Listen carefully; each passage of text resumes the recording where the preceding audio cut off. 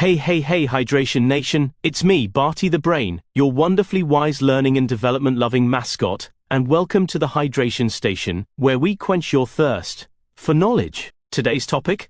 Emotional intelligence, or as I like to call it, why it's smart to be a softie.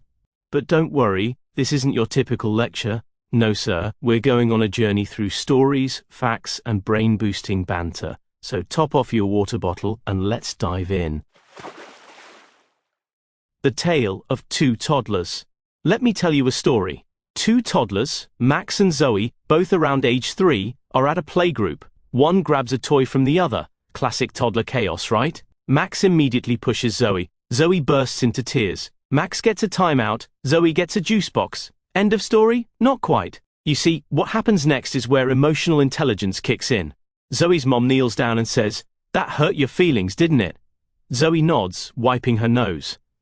Then Max's dad helps him say sorry. They both learn words for their feelings: angry, sad, confused. Fast forward 5 years, Zoe becomes the class peacemaker, and Max learns to talk it out, not act it out. Why? Because they started learning emotional intelligence early. So what is emotional intelligence anyway? Let's break it down, Brainiac style. Emotional intelligence, or EQ, is the ability to recognize your own emotions, understand how they affect your behavior, recognize emotions in others, and use that information to guide your interactions. Psychologist Daniel Goleman helped popularize the concept in the 1990s, and now it's considered just as important, if not more, than IQ in school, work, and life. Here's the kicker. Unlike IQ, which stays fairly static, EQ can grow. Like a muscle or a water balloon, if you fill it up carefully, it expands. The brain science bit. Now, don't fall asleep on me, this part's cool. When you get emotional, your amygdala, the brain's alarm system, goes beep. But if you've got high emotional intelligence, your prefrontal cortex steps in like a wise teacher and says, okay, we're upset.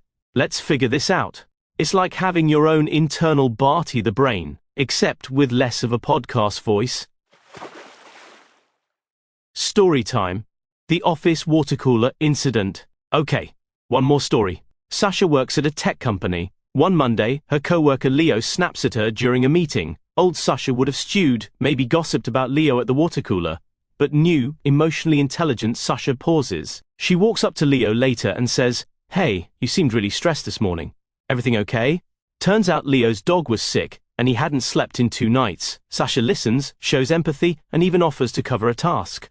Result? Leo's grateful, the vibe improves, and productivity goes up, not down. That's EQ in action, making workplaces and relationships less like battlefields and more like buddy systems.